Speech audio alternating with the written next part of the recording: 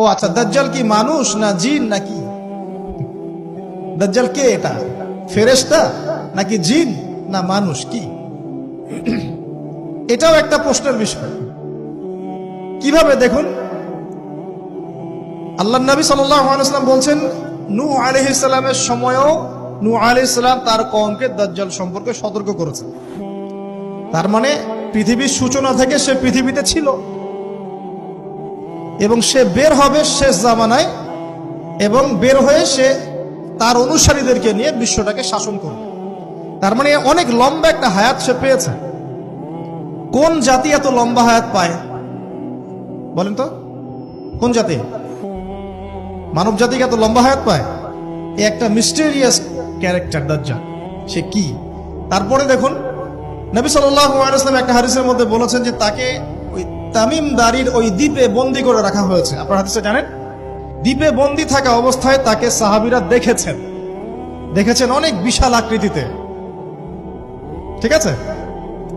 এবং সাহাবীদেরকে সে প্রশ্ন করছিল, তামিম দারিকে প্রশ্ন করছিল যে বাইসানের খেজুর বাগানে খেজুর কি ধরে? বলে হ্যাঁ ধরে। সে বলছে অচিরেই আর ধরবে না। তারপরে বলছে তাবারিয়া হ্রদে কি পানি আছে? সাহাবীরা বলছেন আছে। বলছে অচিরেই পানি থাকবে না। তোমাদের ওই উম্মি নবীর কি খবর? তখন সাহাবীরা বলছেন যে তিনি মক্কা থেকে মদিনায় হিজরত করে এসেছেন, বদরের যুদ্ধ হয়েছে, বালতির মতো তার অবস্থা, একবার এদিকে পাল্লা ভারী হয় একবার এদিকে পাল্লা ভারী, মানে বদরে জিতেছেন, উহুদে বিপর্যস্ত হয়েছেন। তখন এই ব্যক্তি বলছে যে তোমাদের জন্য উত্তম হবে ওই ব্যক্তির অনুসরণ করা। দাজ্জাল এই কথা বলছে, তোমাদের জন্য উত্তম হবে ওই উম্মি নবীর অনুসরণ করা। সাহাবীরা জিজ্ঞাসা করছেন আপনি কে? তো সে বলছে যে আমি হচ্ছি দাজ্জাল। আমাকে অচিরেই এখান থেকে মুক্ত হওয়ার অনুমতি দেয়া হবে, তখন আমি এই পৃথিবীটাকে শাসন করব। এখানে সাহাবীরা দেখে আসছেন, যারা দেখে আসছেন তারা পরে ইসলাম কবুল করেছেন। তখন তারা মুসলিম ছিলেন না, খ্রিস্টান ছিলেন। কথা বুঝতে পারছেন?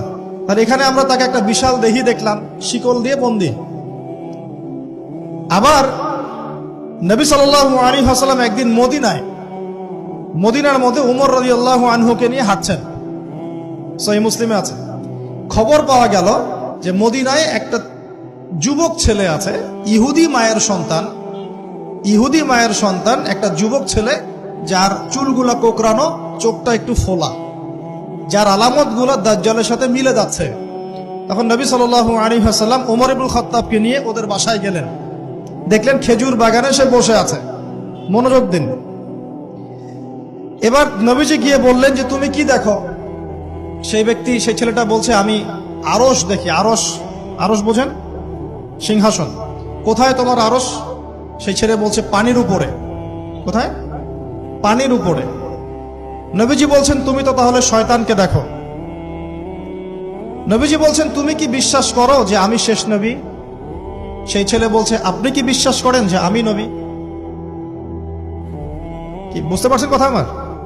নবীজি বলছেন তুমি কি বিশ্বাস করো যে আমি শেষ নবী? সেই ছেলে বলছে আপনি কি বিশ্বাস করেন যে আমি নবী? উমর রাদিয়াল্লাহু আনহু তরোয়ালের খাপ খোলা সারা। তিনি বললেন যে ইয়া রাসূলুল্লাহ অনুমতি দেন, এর গর্দানটাকে নামাই দিই, বেয়াদব, আপনার সাথে বেয়াদবি করছে। তখন নবী সাল্লাল্লাহু আলাইহি ওয়াসাল্লাম বললেন দাআহু ইয়া উমর, তাকে ছেড়ে দাও। যদি সে সত্যিকার অর্থেই দাজ্জাল হয়ে থাকে, তুমি উমর তাকে হত্যা করতে পারবে না। কেন হত্যা করতে পারবেন না? কারণ দাজ্জালের নিহত হওয়া লেখা আছে ঈসা আলাইহিস সালামের হাতে। কার হাতে? ঈসা আলাইহিস সালাম যখন আসবেন, এই প্যালেস্টাইনের বাবে লুদ নামক জায়গায় দাজ্জালকে মারা হবে। ঠিক আছে কথা? তাহলে ওমর তুমি তাকে হত্যা করতে পারবে না। আর যদি সে দাজ্জাল না হয়ে থাকে, নিরপরাধ মানুষকে হত্যা করে কোনো লাভ নেই। এখানে চান্স নেওয়া হলো 50-50। এক হাদিসে আপনি দেখছেন নবীজি বলছেন নূহ আলাইহিস সালাম তার কওমকে দাজ্জাল সম্পর্কে সতর্ক করেছেন। এক হাদিসে নবীজি বলছেন সে বের হলে 40 দিন বিশ্ব শাসন করবে। প্রথম দিন 1 বছর, দ্বিতীয় দিন 1 মাস, তৃতীয় দিন 1 সপ্তাহ, বাকি দিন আমাদের মতো। আরেক হাদিসে নবীজি বলছেন তামিম দারি দেখে এসেছে তাকে কোথায়? দ্বীপে বন্দী অবস্থায়, সে ছাড়া পাবে অচিরেই। আবার এখানে নবী সাল্লাল্লাহু আলাইহি ওয়াসাল্লাম মদিনাতেই একটা যুবক ছেলেকে দাজ্জাল মনে করে ইনভেস্টিগেট করলেন। আপনার কাছে কি সাবজেক্টটা সহজ মনে হচ্ছে না কঠিন? খুব সহজ কি না কঠিন? চিন্তা করতে হবে কি হবে না? এতই জটিল একটা ক্যারেক্টার।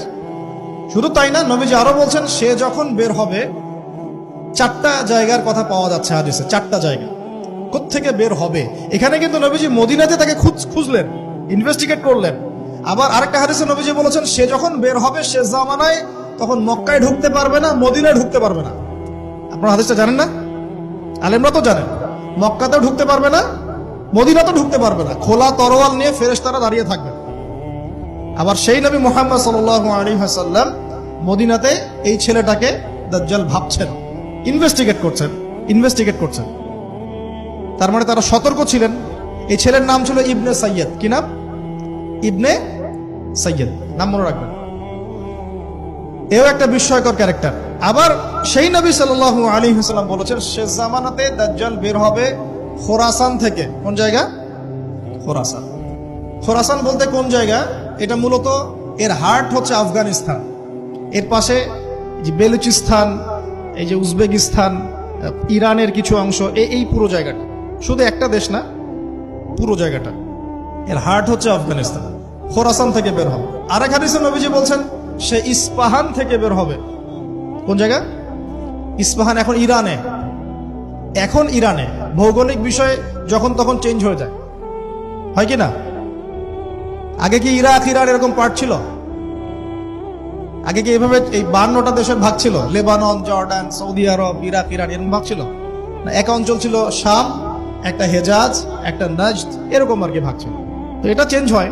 ওই হাদিসে আসছে ইস্পাহান থেকে একটাতে, আরেকটাতে আসছে ইরাক এবং শাম। শাম বলতে বোঝাচ্ছি এই পুরো প্যালেস্টাইন, লেবানন, জর্ডান, পুরো অঞ্চলটাই শাম। আর ইরাক তো আপনারা জানেন। ইরাক এবং শামের মাঝখানের একটা রাস্তা থেকে বের হবে।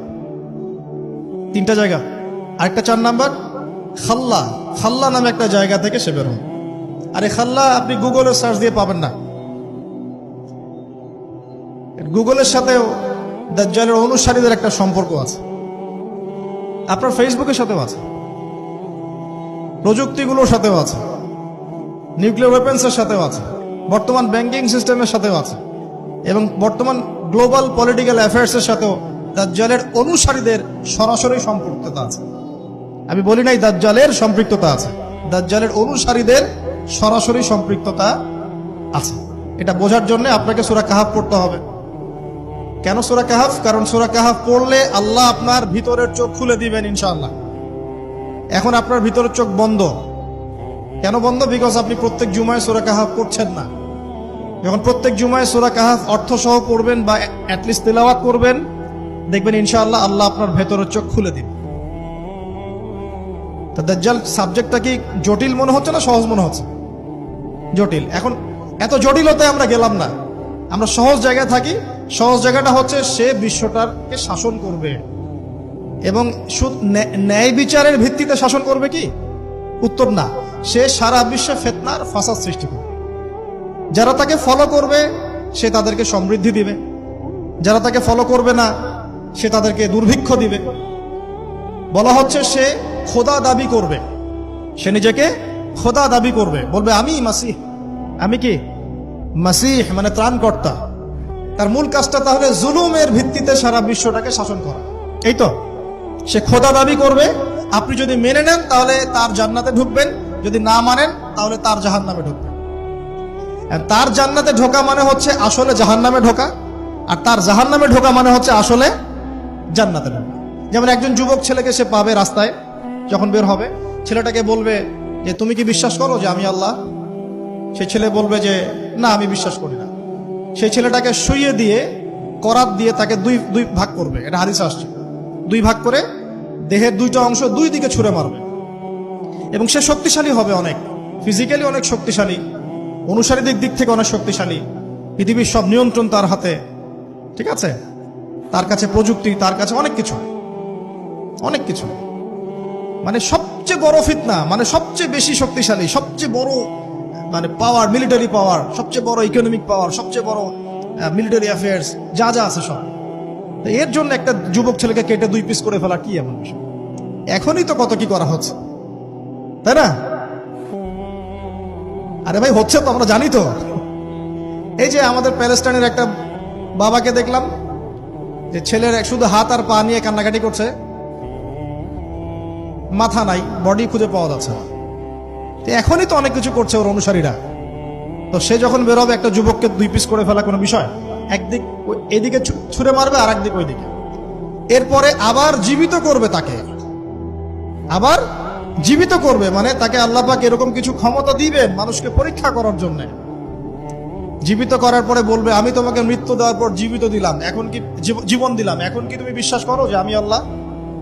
এই ছেলে এবার বলবে যে এখন আমার পুরো ইয়াকিন হয়ে গেছে যে তুই দাজ্জাল। কারণ আমি এই হাদিসটা জানতাম যে এক ছেলেকে সেভাবে কেটে টুকরা টুকরা করে আবার জীবিত করে বলবে যে আমি আল্লাহ, তুই কি বিশ্বাস করিস? তবে আমি জানতাম না যে সেই যুবক ছেলে আমি।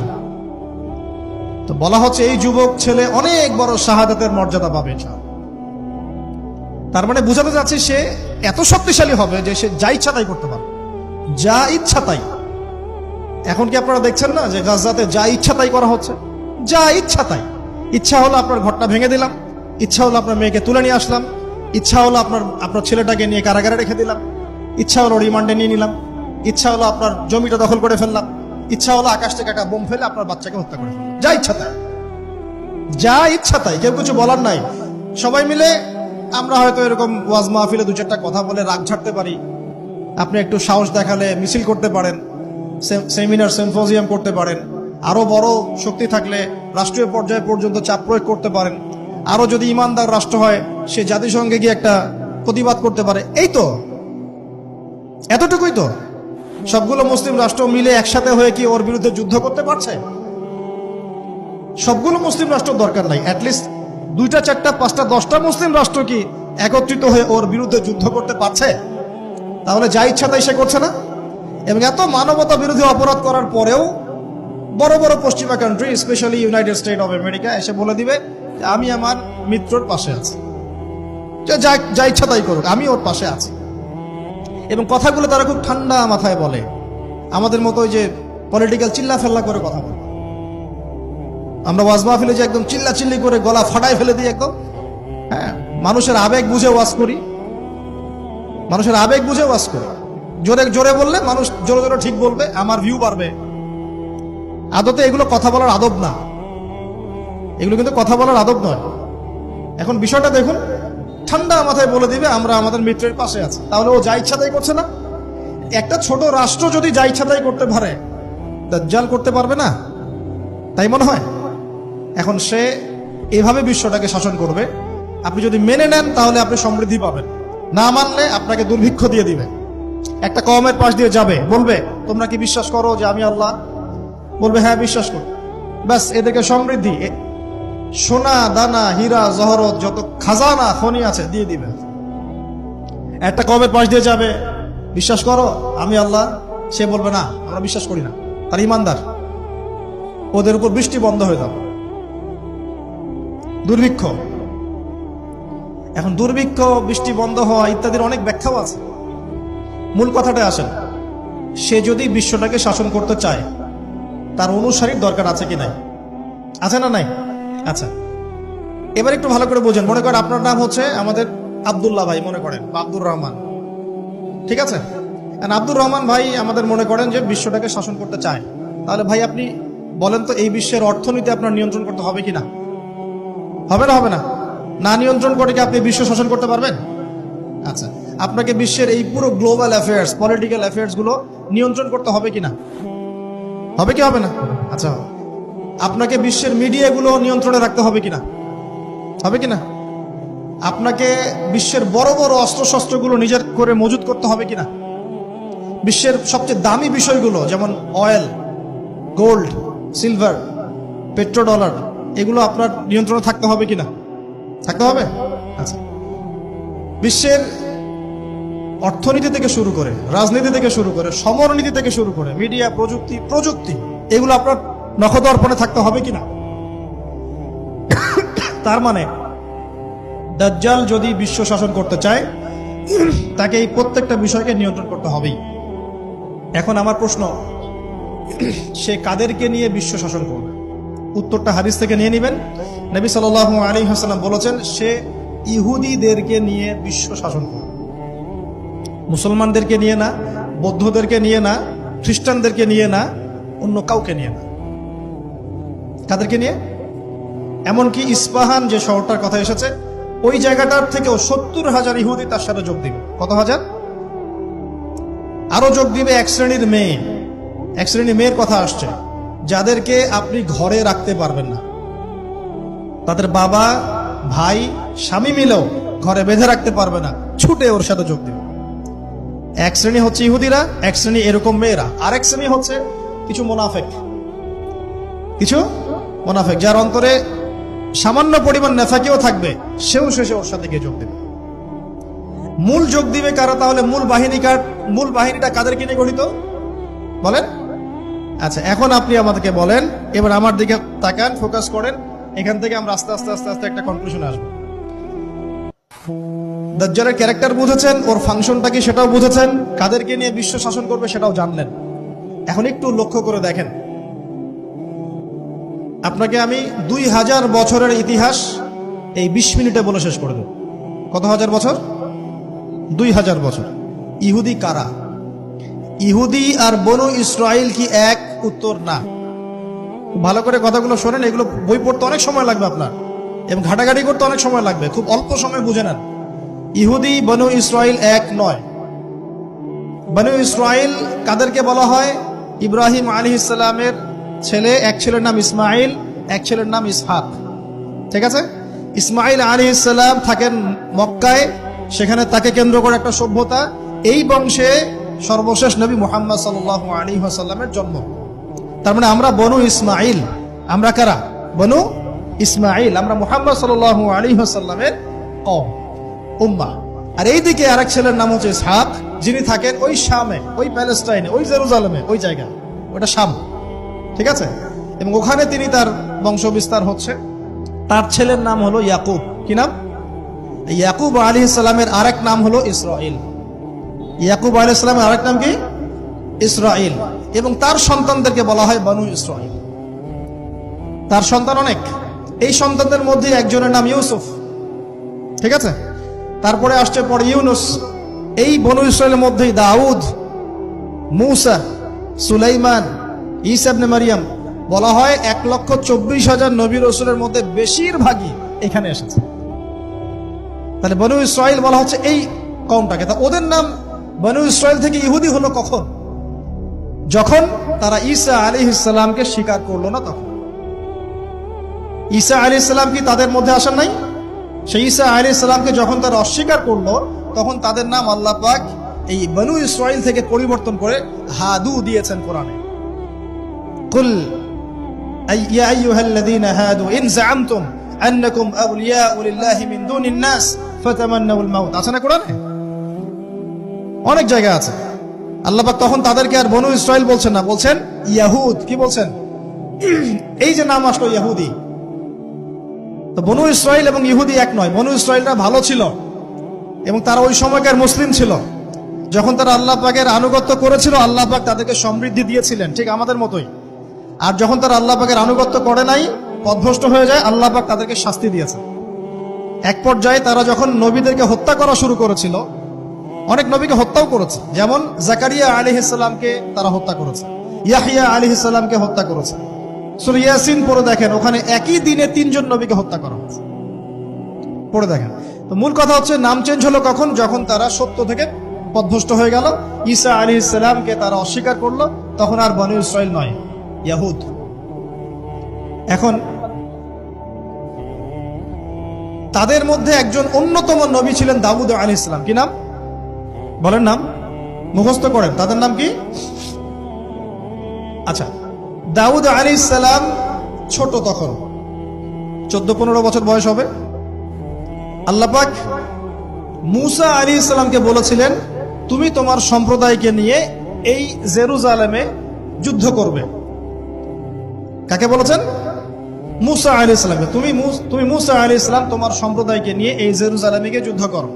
ওখানে আমালেকা নামে একটা সম্প্রদায় আছে, এরা খুবই শক্তিশালী। তবে তোমরা যদি ইমানদার হও, তোমরা এর উপর বিজয় লাভ করবে। এর আগ পর্যন্ত এরা কিন্তু ওখানে ঢুকতে পারে নাই। কথা বুঝতে পারছেন? আল্লাহ পাক শর্ত দিলেন, যদি যুদ্ধ করে জয় করতে পারো, তাহলে তোমাদের এই জায়গাটা তোমাদের। তো মুসা আলাইহিস সালাম বললেন তার কওমকে, চলো যুদ্ধ করি। তো মুসা আলাইহিস সালামের কওম বলছে, ইযহাব আনতা ওয়া রাব্বুকা ফাকাতিলা ওয়া ইন্না হাহুনা কাঈদুন। এই মুসা, তুমি যাও আর তোমার রব গিয়ে যুদ্ধ করো, আমরা এখানে বসে থাকলাম। কথা কি বুঝতে পারেন নাই? মানে এরা কোন কওম? ওই যে ফেরাউনকে ডুবে মরতে দেখেও বিশ্বাস করে না, বাছুর পূজা শুরু করে, আল্লাহ পাক একটার পর একটা নিদর্শন দেখান, তাও অস্বীকার করে। তাওরাত নিতে গিয়েছেন মুসা আলাইহিস সালাম, এসে দেখেন তারা বাছুর পূজা শুরু করেছে। মান্না সালোয়া আল্লাহ দিচ্ছেন, তাও অস্বীকার করে। মৃত থেকে জীবিত করেন, তাও অস্বীকার করে। শেষমেশ বলে বসলো যে, ইয়া মুসা লান নুমিনা লাকা হাত্তা নারাল্লাহ জাহরা। হে মুসা, আমরা তোমার প্রতি বিশ্বাস করব না যতক্ষণ না আল্লাহকে সামনে দেখাচ্ছ আমাদের চোখ দিয়ে। এটা সেই জাত যে নবীদেরকে এত কষ্ট দিয়েছে। মুসা আলাইহিস সালাম যখন বললেন চলো, আল্লাহ পাক যুদ্ধের কথা বলেছেন, ওটা যুদ্ধ করে জয় করতে পারলে আমাদের হয়ে যাবে। তো বলছে ওখানে আমালেকা সম্প্রদায় আছে এত বড় শক্তিশালী, তুমি যাও, তোমার রব দিয়ে যুদ্ধ করো, আমরা এখানে বসে আছি। আর আমাদের নবী মুহাম্মদ সাল্লাল্লাহু আলাইহি ওয়াসাল্লাম যখন বদরের মাঠে 313 জনকে নিয়ে পরামর্শ করছেন কি করব, যুদ্ধ করব কি না, তখন আমাদের মুসলিম সেনা বাহিনীর মধ্যে যে সাহাবীরা ছিলেন, সাদ বিন মুয়াজ রাদিয়াল্লাহু আনহু, তিনি বলছিলেন, ইয়া রাসূলুল্লাহ সাল্লাল্লাহু আলাইহি ওয়াসাল্লাম, আপনি আমাদেরকে নিয়ে বদরের মাঠ কেন? যদি উত্তাল সাগরেও ঝাঁপ দিতে চান, আমরা সেখানেও ঝাঁপ দিব। কত পার্থক্য, তাই না? তিনি বলছিলেন যে আমরা সেই কথা আপনাকে বলবো না যে কথা মুসার কওম মুসাকে বলেছে। আপনি যদি আদেশ করেন আমরা উত্তাল সাগরেও ঝাঁপ দিতে পারি। এমনি এমনি তো বদরের যুদ্ধ আসে নাই, বিজয় আসে নাই, এইসব ইমানের কারণে এসেছে। এখনো কি এই মাজলুম ভাইয়েরা উত্তাল সাগরে ঝাঁপ দেয় নাই? তারা তাই করছে। ওইদিকে আসছি আমি পরে, এই জায়গাটা একটু বোঝেন। তো যুদ্ধ তারা করলো না, যুদ্ধ করলো না। আল্লাহ পাক শাস্তি দিলেন। কি শাস্তি? 40 বছর আল্লাহ পাক ওদেরকে একটা জায়গায় ঘুরপাক খাওয়ানো শুরু করলেন। সকালে উঠে একটা পাহাড়কে কেন্দ্র করে ঘুরতো, সন্ধ্যায় এসে আবার সেই জায়গায় থেমে যেত। এটাকে বলা হয় তিহ উপত্যকার 40 বছরের শাস্তি। সূরা বাকারার মধ্যে দলিল আছে। এবার মুসা আলাইহিস সালামের জীবনটা শেষ, উনার হায়াত শেষ, উনি চলে গেলেন আল্লাহর কাছে। পরবর্তীতে নবী হলেন ইউশা বিন নুন। কি নাম? ইউশা বিন নুন। মনে রাখার চেষ্টা করেন, ভুলে যান না আবার। ইউশা বিন নুন একজন নবী। এবার ইউশা বিন নুনের সময় ওই বনু ইসরাইলী বলছে যে আমরা যুদ্ধ করতে চাই, ওই জায়গা আমরা দখল করতে চাই। আমিন। এখন আসেন, কোন জায়গা ভাই? কোন জায়গা যুদ্ধ করতে চায়? আচ্ছা, জেরুজালেম নিয়ে এত কথা কেন জানেন? কারণ এই জায়গাটা শেষ জামানার সবচেয়ে ইম্পর্টেন্ট জায়গা। শেষ জামানার সবচেয়ে ইম্পর্টেন্ট জায়গা 3টা, মুখস্থ করেন। কয়টা? 1 হচ্ছে জেরুজালেম, 2 হচ্ছে মক্কা মদিনা, জানেন, আর 3 নাম্বার হচ্ছে কনস্ট্যান্টিনোপল। কনস্ট্যান্টিনোপল মানে কুস্তান্তনিয়া। কোথায় এটা? তুরস্কে। আরেকটা জায়গা আছে, এটাও অনেক বেশি ইম্পর্টেন্ট, সেটা হলো খোরাসান। সেটা কি? খোরাসান। এই 4টা জায়গার কথা মাথায় রাখবেন। পুরো বিশ্বের এই প্রেক্ষাপট এই 4টা জায়গাকে কেন্দ্র করে ঘুরতে থাকবে, এবং এর সেন্টার হার্ট হচ্ছে জেরুজালেম। কারণ কিয়ামত ততদিন পর্যন্ত হবে না যতদিন এই জেরুজালেম মুসলিমদের দখলে না আসছে, এবং এই জেরুজালেম থেকে ইমামুল মাহদি ঈসা ইবনে মারইয়াম বিশ্ব শাসন না করছেন, ততদিন পর্যন্ত এই পৃথিবীতে কিয়ামত হবে না ইনশাআল্লাহ। বুঝতে পারছেন কথা? আচ্ছা, তো ইউশা বিন নুন এখন বলছেন যে আচ্ছা, তোমরা তো আবার যুদ্ধ করতে যাচ্ছ, মুসা আলাইহিস সালামের সময় তো যুদ্ধ করতে বলা হয়েছিল, করো নাই। এখন যদি আবার যুদ্ধের কথা বলা হয়, যদি তোমরা আবার পালায় যাও, তখন তারা বলছে ওয়ামা লানা আল্লা নুকাতিলা ফি সাবিলিল্লাহ, কেন আমরা আল্লাহর রাস্তায় যুদ্ধ করব না? ওয়াকাদ উখরিজনা মিন দিয়ারিনা, আমাদেরকে আমাদের বাড়িঘর থেকে বের করে দেওয়া হয়েছে, ওয়া আবনাইনা, আমাদের সন্তান থেকে বিচ্ছেদ করানো হয়েছে, কেন যুদ্ধ করব না? অবশ্যই যুদ্ধ করব। তো বলছি ঠিক আছে, তাহলে আমি আল্লাহর কাছে দোয়া করলাম। করেন। আল্লাহর কাছে দোয়া করা হলো, আল্লাহ পাক বললেন যা জিহাদ ফরজ করলাম, নাও যুদ্ধ করো। ওখানে কোন সম্প্রদায় আছে? আমালেকা, অনেক শক্তিশালী, অনেক বিশাল দেহে। এখন যুদ্ধের আয়াত ফরজ হওয়ার পরে এখন বনু ইসরাইল বলছে আচ্ছা, আমাদেরকে একটা নেতা নিযুক্ত করে দিন, তাহলে সেনাপতি নিযুক্ত করুন। সেনাপতি লাগে কি লাগে না? লাগে না? আচ্ছা, আমরা শিখতেছি স্মার্টফোন, টিকটক, বিশ্বাস ঢাকা শহরে এই 15 থেকে 20 বছরের ছেলে পেলের যা অবস্থা দেখলে আমাদের চোখ দিয়ে পানি বের হয়। আবার শুকরিয়া আদায় করি, আলহামদুলিল্লাহ ওই যুগে আমরা, এই যুগটা আমরা এইভাবে নষ্ট করি না, আলহামদুলিল্লাহ। কি একটা অবস্থা! এদের অর্ধেকের সাইকোলজি নষ্ট করে দিয়েছে বিভিন্ন মুভিজ, সিনেমা। এখনকার অনেক মুভিজে দেখায় যে সে গ্যাংস্টার হচ্ছে, গ্যাংস্টার হওয়াটা একটা প্যাশন। ওইটা দেখে দেখে সে নিজেও গ্যাংস্টার হওয়ার চেষ্টা করে। আমি হলফ করে বলতে পারি, আমার কথা আপনারা মন খারাপ করেন না, এটা আমার কনফিডেন্স থেকে বলছি, এখন যদি আরেকটা মুক্তিযুদ্ধ হয়, এই জেনারেশন অস্ত্র হাতে নিতে পারবে না। ওই অস্ত্র হাতে নিবে ওই যাদের বয়স 40, ওই 50, এরাই। আমাদের এই যে কিশোর গ্যাং, টিকটক জেনারেশন আর যুবক সমাজকে আপনি খুঁজেই পাবেন। আল্লাহ পাক আমাদেরকে হেফাজত করুন।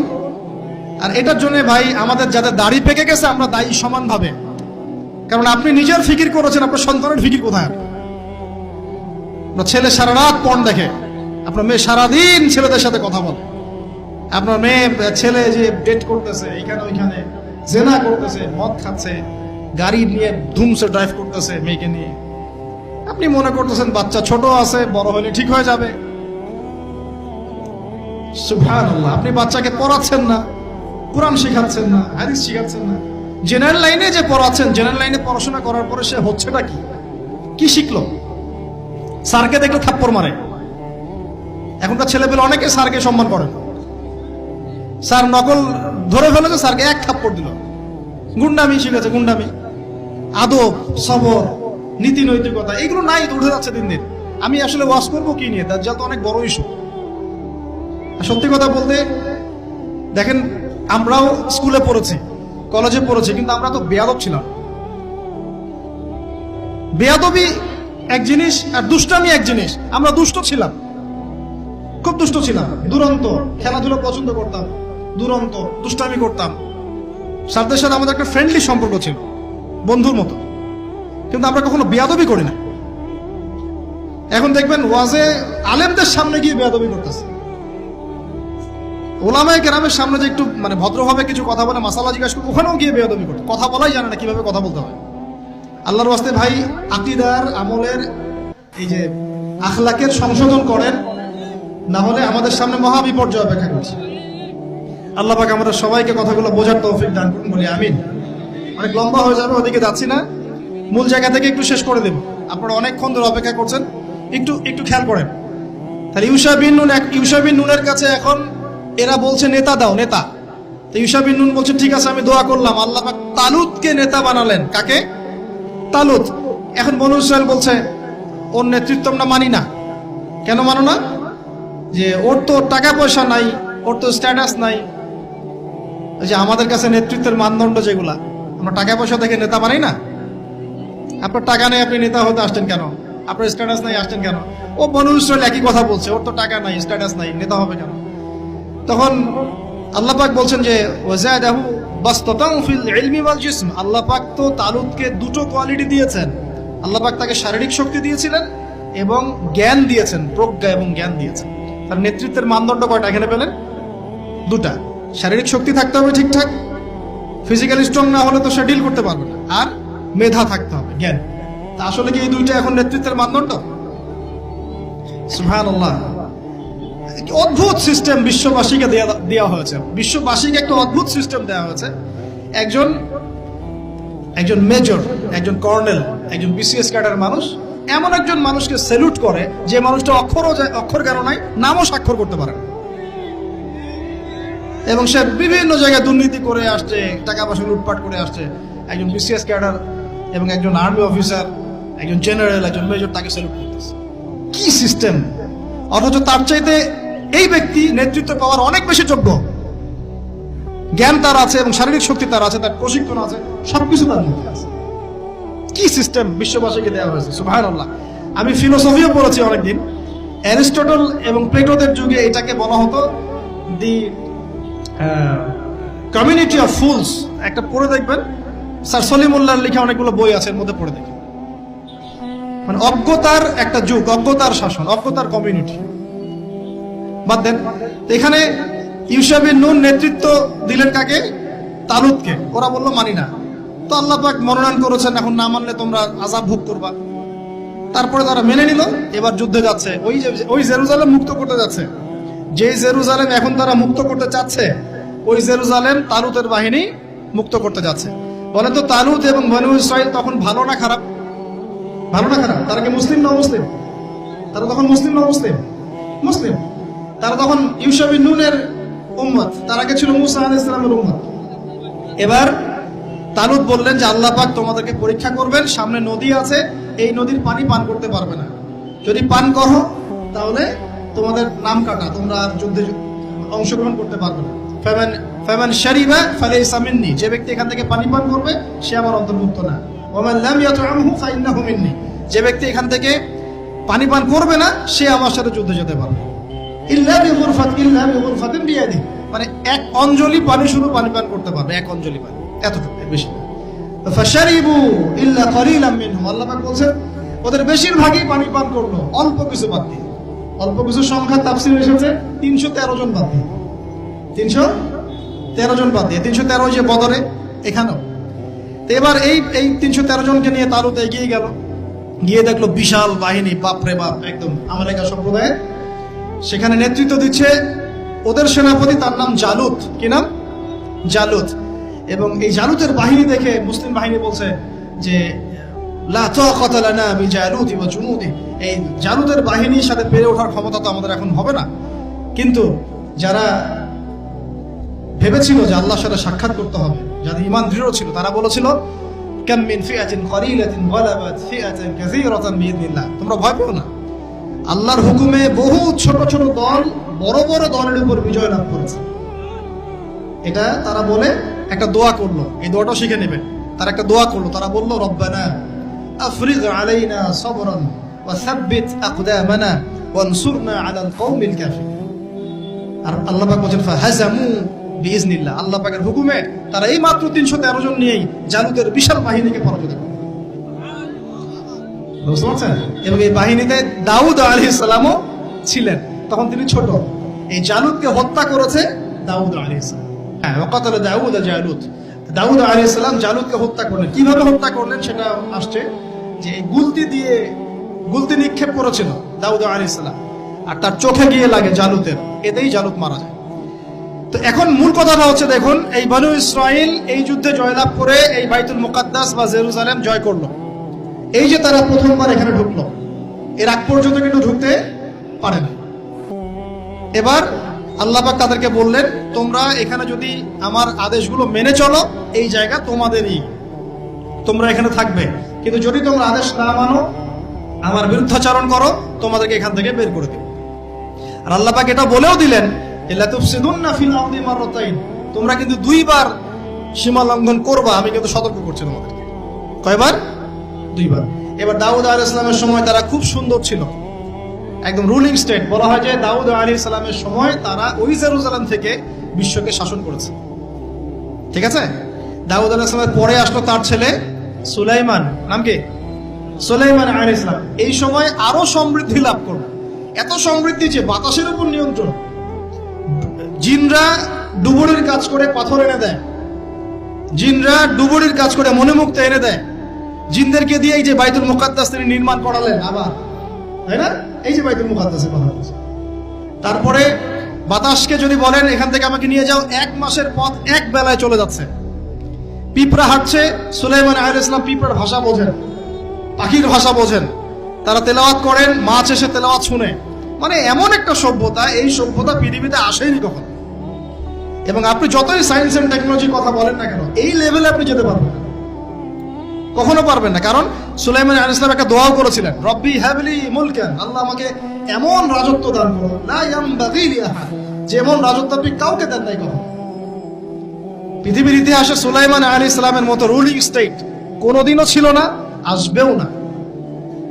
তো সুলাইমান আলাইহিস সালাম এবং তার অনুসারীরা তখন ভালো ছিলেন এবং জেরুজালেম থেকে তারা বিশ্ব শাসন করেছেন। এবার শুরু হলো তারপরে এদের অধঃপতন। অধঃপতন শুরু হতে হতে এমন একটা জায়গায় চলে গেল যে জেনা, এই মদ খাওয়া, এই সুদ খাওয়া, এই মানুষকে হত্যা করা, এমনকি নবীদেরকে হত্যা করা, এমন কোনো পাপ নাই করতে বাকি রাখলো না। এমন কোনো পাপ নাই, মানে নবীদেরকে পর্যন্ত জবাই করে হত্যা করেছে। আর কি কিছু বলতে হবে? আল্লাহ পাক ওই যে ওয়াদা করেছিলেন যদি ফাসাদ সৃষ্টি করো এখান থেকে বের করে দেব। এবার আল্লাহ পাক একটা বাহিনী পাঠালেন। এই বাহিনীটা পাঠিয়েছেন ইরাকের ব্যাবিলন থেকে। কোন জায়গা? ইরাকের ব্যাবিলন। এই বাহিনীর রাজার নাম ছিল নেবুজাদ নেজার। কি নাম বলেন? নেবুজাদ নেজার। সে ছিল মূলত অগ্নি পূজারী আর কি। তারা একটা সভ্যতা, ব্যাবিলনের সভ্যতা। ব্যাবিলনের সভ্যতা কিন্তু অনেক প্রাচীন। এবার তারা গিয়ে কি করলো, এই বনু ইসরাইল যারা পথভ্রষ্ট হয়ে গেছে এদেরকে এমন মায়ের ওখানে জেরুজালেমে গিয়ে একটা একটা করে সেখান থেকে ওরা বের করে দিল, দিয়ে ওদেরকে ওই জেরুজালেমের যে মসজিদ, ওখানকার ফল ফসল যা আছে সব ডিস্ট্রয়, ম্যাসাকার করে ফেলল। এখন ওরা যা করতেছে গাজার সাথে এরকম কাজ এর চেয়ে ভয়ঙ্কর। নেবুজাদনেজার একটা একটা করে ধরে ধরে কেটে কেটে ফেলল। আর বাকি যারা বেঁচে ছিল এদেরকে দাস বানিয়ে শিকল দিয়ে পেঁচিয়ে ব্যাবিলনে নিয়ে গেল।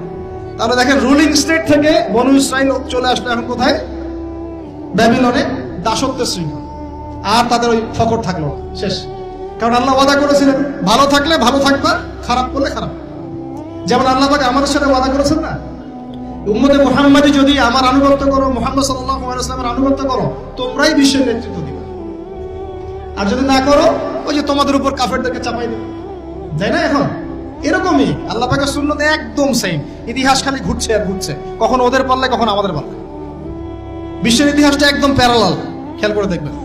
এবার এই ব্যাবিলনে চলে আসার পরে এরা দাস, কাজ করলে খাইতে পারে, না করলে খাইতে পারে না। দেখেন কোন জায়গা থেকে আল্লাহ কোথায় নিয়ে আসে। আজকে আমরা যে 1200 বছর ওয়ার্ল্ডটাকে শাসন করেছি, কেউ বিশ্বাস করবে এখন? আমরা যে মুসলিম উম্মাহ প্রায় 1200 বছর মুহাম্মদ সাল্লাল্লাহু আলাইহি ওয়াসাল্লামের পর থেকে এই বিশ্বটাকে আমরা শাসন করছি, এখন কেউ বিশ্বাস করবে? এখন যদি পশ্চিমারা বলে যে তোমাদেরকে স্যাংশন দিয়ে দিব, ব্যাস তখন আমাদের দেখা যায় যে সমস্যা হতে পারে। কেউ যদি বলে তোমরা যদি বাড়াবাড়ি করো টাকার মান কমে যাবে, আমরা বলি বাপরে বাপ, তাহলে তো বাড়াবাড়ি করা যাবে না। আমরা কি ওদের উপর রুল করতে পারি? এখন সরাসরি কথা বলেন না, পারি না। কিন্তু একসময় পারতাম। মানে ওরা জিজিয়া দিয়ে আমাদের দেশে থাকতো, জিজিয়া কর, ট্যাক্স দিয়ে আমাদের দেশে থাকতো।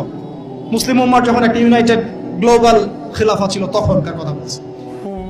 তো এভাবে পালা বদল হয়। তো ওরা কখনো ভাবতে পারে নাই যে ব্যাবিলনে এসে এইভাবে জেলের জীবন কাটাতে হবে। কেন? অবাধ্যতার কারণ। এবার আল্লাহ পাক তাদেরকে আরেকটা সুযোগ দিলেন। কি দিলেন? আরেকটা সুযোগ দিলেন। ব্যাবিলনে বসে বসে ওরা আলোচনা করে যে আমাদের কিন্তু একজন মাসিহ আসবে। কে আসবে? মাসিহ মানে হচ্ছে ত্রাণকর্তা। এই মাসিহ যখন আসবে আমরা আবার সেই জায়গা ফিরে পাবো। কি করবো আবার? কোন জায়গা বলেন? কোন জায়গা? জেরুজালেম আবার ফিরে পাবো। বুঝতে পারতেছেন কি ভাই? আলোচনা একটু কঠিন আমি জানি, বুঝতে পারতেছেন কি? আচ্ছা, আমরা আবার জেরুজালেম ফিরে পাবো। তো ওরা এখন এগুলো আলোচনা করে যে আমাদের তাওরাতে লেখা আছে, আমাদের তালমুদে লেখা আছে যে শেষে আমাদের একজন মাসিহ আসবে। ওই মাসিহ আসলে আবার ওই জায়গা আমরা ফিরে পাবো। তোমরা টেনশন করো না, হতাশ হয় না। আমরা যেমন বলি না যে এখন দুরবস্থা চলছে, তাতে কি আমাদের মাহদি আসবেন, ঈসা ইবনে মারইয়াম আসবেন, আবার আমরা খেলাফা ফিরে পাবো, বলি কি না? হাদিসে তো আছে। ওরাও এরকম চর্চা করে। তো করতে করতে আল্লাহ পাক তাদের দিকে মুখ ফিরিয়ে তাকালেন, দয়া করলেন। দয়া করে আল্লাহ পাক মাসিহকে পাঠালেন। সেই মাসিহের নাম কি? ঈসা আলাইহিস সালাম। কিন্তু এই হতভাগা জাত ঈসা আলাইহিস সালাম যে তাদের মাসিহ, এটা তারা বিশ্বাসই করলো না, বরং তাকে জারদ সন্তান বলে গালি পর্যন্ত দিল। জানেন না, মারিয়াম আলাইহিস সালামকে বললো যে কোত্থেকে সন্তান নিয়ে আসছো? মনে আছে আপনাদের? নিজেদের মাসিহকে তারা চিনতে পারলো। ঠিক আমাদের উম্মতে মুহাম্মাদির মধ্যে এমন অনেক মুনাফিক থাকবে যারা ইমাম মাহাদিকে চিনতে পারবে না। দেখিয়েন, ওই সময় যখন মাহাদির বাহিনী বের হবে বলবে সন্ত্রাসী বের হয়েছে। ইমামুল মাহাদি মানুষের মুখের ভাষায় কথা বলবেন না, অস্ত্রের ভাষায় কথা বলবেন। জি, হাদিসে স্পষ্ট আছে, লা তুকাতিলুনাল ইয়াহুদ, তোমরা অবশ্যই ইহুদীদের সাথে যুদ্ধ করো। মুখ দিয়ে যুদ্ধ হয়। ওয়ালা তাকতুলুনহুম, অবশ্যই ওদেরকে তোমরা হত্যা করো। এমনকি যদি গাছের পিছনেও, পাথরের পিছনেও কেউ লুকায়, পাথর গাছ কথা বলবে। হাত্তা ইয়াকুলুস শাজার, গাছ কথা বলবে গারগাত বাদ দিয়ে। ইয়া মুসলিম, হে মুসলিম, ইন্না ওয়ারাইল ইয়াহুদ তাআল ফাকতুলহু, আমার পিছনে ও লুকিয়ে আছে, আসো হত্যা করো। তো বাই দ্য ওয়ে, এখন আল্লাহ পাক রহম করলেন, মাসিহ পাঠালেন, চিনতে পারলো না, বিশ্বাস করলো না, তাকে জারদ সন্তান বলে গালি দিল। শুধু তাই না, ঈসা আলাইহিস সালামকে তারা হত্যার চেষ্টা পর্যন্ত করে না। হত্যার চেষ্টা তারা সূরা মাইদা নিসা পড়ে দেখেন, তারা বলে, ফখর করে বলে ইহুদিরা, ইন্না কাতালনাল মাসিহ ইবনে মারইয়াম, আমরা ঈসা আলাইহিস সালামকে হত্যা করেছি। রাসূলুল্লাহ যে আল্লাহর রাসূল ছিল, আল্লাহ বলছেন ওয়ামা কাতালুহু, তারা তাকে হত্যা করতে পারে নাই। ওয়া মা সালাবুহু, তারা তাকে ক্রুশবিদ্ধ করতে পারে নাই। বাল রাফাআহু আল্লাহু ইলাইহি, বরং আল্লাহ পাক তাকে তার কাছে উঠিয়ে নিয়েছে। ওয়ালাকিন শুববিহা লাহু, কিন্তু ওদের পড়া ধোঁকা খেয়েছিল, মনে হয়েছিল তিনি মনে হয় মাসিহ। আসলে সে মাসিহ ছিল না। আল্লাহ পাক তাকে উঠিয়ে নিয়েছেন এবং শেষ জামানায় তাকে আবার পাঠাবেন। কেন পাঠাবেন? কারণ তার কাজ এখনো বাকি আছে। তার কাজ হচ্ছে সত্যিকারের মাসিহ মিথ্যায় প্রতারক দাজ্জালকে হত্যা করবে এবং এই জেরুজালেম থেকে ঈসা আলাইহিস সালাম আবার ইসলামী খেলাফত বাস্তবায়ন করবে। এটা তার কাজ এখনো বাকি আছে। এই কারণে তিনি যখন আসবেন, তিনি বিয়ে শাদী করবেন, তার সন্তান হবে, আর ইন্তেকালের পরে তাকে দাফন করা হবে আল্লাহর নবী সাল্লাল্লাহু আলাইহি ওয়াসাল্লামের কবরের পাশে, রওজা মোবারকের পাশে। তার কাজ এখনো বাকি আছে। তারা মাসিহকে চিনতে পারলো না। এবার আল্লাহ পাক আবার শাস্তি দিলেন, লা তুফসিদুন্না ফিল আরদি মাররাতাইন, তোমরা দুইবার ফাসাদ সৃষ্টি করবা। এবার কার হাতে শাস্তি দিলেন? এবার রোমানদের হাতে। ওই যে রোমক সভ্যতা, রোমানদের ইতিহাস পড়েছেন তো আপনারা? ওরা সুপার পাওয়ার ছিল তখন। রোমানদের যে নেতৃত্ব দিয়েছে তার নাম ছিল হেরাক্লিয়াস, সম্ভবত টাইসার, এরকম একজন সেনাপতি ছিল তাদের। আমি নামটা এই মুহূর্তে ভুলে গেছি। যাই হোক, রোমানরা তখন এসে 70 খ্রিস্টাব্দের কথা, মানে ঈসা আলাইহিস সালামের জন্মের, মানে ঈসা আলাইহিস সালামের নবী হয়ে আসার পরে আর 70 বছর পরের কথা, যখন তারা স্বীকার করলো না, এই রোমান বাহিনী এসে ওই যে আগে যেমন ব্যাবিলনের বাহিনী গিয়ে ওদেরকে ম্যাসাকার করেছিল, এই রোমান বাহিনী গিয়ে ওদেরকে পুরো ম্যাসাকার করলো। আবার এই জেরুজালেম ধ্বংস হলো, মসজিদ ডিস্ট্রয় হলো, ওদেরকে হত্যা করা হলো, দাসত্ব শৃঙ্খলা আবদ্ধ করলো, এভাবে ওদেরকে আবার ম্যাসাকার করা। দুইবার আল্লাহ শাস্তি দিলেন। তবে এবার তারা দাসত্বের শৃঙ্খলা আবদ্ধ হয় নাই, বিশ্বের বিভিন্ন জায়গায় ছড়িয়ে ছিটিয়ে গেছে। কোথাও 10 জন, কোথাও 20 জন, কোথাও 50, কোথাও 100, এভাবে আস্তে আস্তে ছড়িয়ে ছিটিয়ে গেছে। ওরা আর এক জায়গায় থাকতে পারে না। ওদের একটা অংশ গিয়ে মদিনায় আশ্রয় নিয়েছে। কোথায়? মদিনা, যার নাম ইয়াসরিব। ওই সময়কার কথা বলছি, কিন্তু প্রায় 1400 বছর আগের কথা বলছি আমি, 1500, 1000 বছর, 2000 বছর আগের কথা বলছি। মদিনায় আশ্রয় নিয়েছে 3টা গোত্র, বনু কুরাইজা, বনু কাইনুকা, বনু নাজির। আমার সাথে বলেন একটা, বনু কুরাইজা, বনু কাইনুকা, বনু নাজির। কোথায় আছে ওরা বসে? মদিনায়। কেন মদিনায়? কারণ ওই যে তাওরাতে আছে, মাসিহকে তো স্বীকার করলো না, শেষ জামানে একজন নবী আসবে, সে ওই আরব থেকে আসবে, অপেক্ষা করছে মদিনায়, যে সেই নবী আসলে ইসলাম কবুল করে আমরা আবার সমৃদ্ধি হব। কথা বুঝতে পারছেন? তারা অপেক্ষা করছে ওখানে মুহাম্মদ সাল্লাল্লাহু আলাইহি ওয়াসাল্লামের জন্যই। আল্লাহর নবী আসলেন, 13 বছর মক্কায় দাওয়াতি কাজ করলেন, করে মদিনায় হিজরত করে গেলেন, তাদেরই দরজায় গেলেন, তাদের সাথে দেখা করলেন, তাদেরই কেবলায় 17 মাস নামাজ পড়লেন। তাদের কেবলা মানে বাইতুল মুকাদ্দাস, 16 মাস বা 17 মাস নামাজ পড়লেন। কিন্তু তারপরেও ঠিক যেমন করে তারা ওদের মাসিহকে চিনতে ব্যর্থ হলো, একইভাবে তারা মুহাম্মদ সাল্লাল্লাহু আলাইহি ওয়াসাল্লামকেও চিনতে ব্যর্থ হলো। না মাসিহকে গ্রহণ করলো, না মুহাম্মদ সাল্লাল্লাহু আলাইহি ওয়াসাল্লামকে। বাস, এরপরে শত্রুতা শুরু হলো। আপনারা জানেন, আল্লাহর নবীকে বারংবার তারা হত্যার চেষ্টাও করেছে। আল্লাহ নবী বনু নজিরের দেয়ালে হেলান দিয়ে আছেন, উপর থেকে পাথর ফেলে হত্যা করার চেষ্টা করা হয়েছে। খাইবারে নবী যুদ্ধ করতে গিয়েছেন, তাকে বিষ পান করে প্রয়োগ করে হত্যা করার চেষ্টা করা হয়েছে। তাহলে ওদের চরিত্র কি বদলালো? বদলিয়েছে? বদলায় নাই। আপনারা কি ওদের পটভূমি বুঝতে পারছেন, ইতিহাস? এবার নবী সাল্লাল্লাহু আলাইহি ওয়াসাল্লামকে আল্লাহ পাক যুদ্ধের আদেশ করলেন। আল্লাহ নবী সাল্লাল্লাহু আলাইহি ওয়াসাল্লাম একটা করে ইহুদি কওমের এগেইনস্টে যুদ্ধ করলেন, একটা করে। প্রথমে বনু কুরাইজা, বনু কাইনুকাকে বের করে দেওয়া হলো, তারপরে বনু নাজিরকে বের করে দেওয়া হলো, তারপরে বনু কুরাইজাকে বের করে দেওয়া হলো, সর্বশেষ খায়বারে গিয়ে একটা করে ইহুদিকে ওখান থেকে বের করে দেওয়া। 4টা গোত্রকে বের করা হয়েছে। প্রতিটা বাড়ি ওদের খেয়ানতের কারণে, মদিনা সনদের চুক্তি ভঙ্গ করার কারণে। ওদের চরিত্রটাই এমন ছিল। আমরা চুক্তিবদ্ধ ছিলাম যে আমরা তোমাদের সাথে যুদ্ধ করব না, তোমরা আমাদের সাথে যুদ্ধ করবে না, আমাদের শত্রুদের বিরুদ্ধে তোমরা তাদেরকে সাহায্য করতে পারবে না। কিন্তু এই ইহুদিরা কুরাইশদেরকে সাহায্য করে, ওদের সাথে আঘাত করে আমাদের বিরুদ্ধে গদ্দারি করেছে। এই কারণে আমরা কি জুলুম করেছিলাম? আল্লাহ পাক কি জুলুম করতে পারেন? এবার তাদেরকে বের করে শুরু দেয়াই হয় নাই। আমাদের নবী সাল্লাল্লাহু আলাইহি ওয়াসাল্লাম ইন্তেকালের কয়েকদিন আগে বলে গিয়েছিলেন, ইন্তেকালের কয়েকদিন আগে, যে আমার ইন্তেকালের পরে এই জাজিরাতুল আরব থেকে তোমরা ইহুদিদেরকে বের করে দিও। কে বলে গেছেন? আর সেই কওমের সাথে এখনকার মধ্যপ্রাচ্যের যে আরব কান্ট্রিগুলো আছে, এরা উপরে না, ভিতরে ভিতরে হাত পেতে আঘাত করে বসে আছে। সুবহান, লজ্জা আমাদের, লজ্জা, ধিক্কার আমাদের। ওদের ওদের প্রত্যক্ষ পরোক্ষ মদদে এই রাষ্ট্রটা টিকে আছে। চতুর্দিক থেকে 8-10টা মুসলিম কান্ট্রি মিলে যদি একত্রিত হয়, ওখানে থাকতে পারতো? তাই মনে হয়? মসনদের জন্য, দুনিয়ার স্বার্থে, অর্থের স্বার্থে আমরা এই কাজগুলো করেছি, করে যাচ্ছি, এখনো করে যাচ্ছি। আতাতের হিস্ট্রি বলতে গেলে সারা রাত যাবে, আপনাদের ধৈর্য ধরতে পারবেন না। এই 1917-18 সালের দিকেও এই নাজদিরা, 1917-18 সালের দিকেও নাজদিরা এই ব্রিটেনের সাথে আতাত করে তুর্কিদের নিয়োজিত যে ইয়ারা ছিল, শাসকরা ছিল, তাদের বিরুদ্ধে বিদ্রোহ করে আরব রাষ্ট্র কায়েম করেছে।